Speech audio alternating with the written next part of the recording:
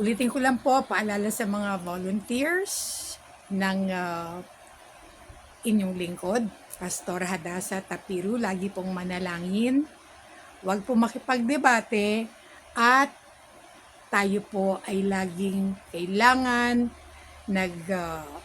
nagmumulan o pinasisimunuan natin ang kapayapaan, ang pagmamahal galing sa Panginoong Hesukristo at kasaganaan ng ating mga salita. Amen?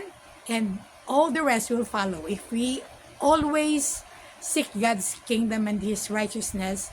Then all the things that we need shall be added unto us. All the things that we need shall be added unto us. Amen and amen and amen. Dasma, aangat ka na. Let righteousness reign. Hallelujah, hallelujah, hallelujah.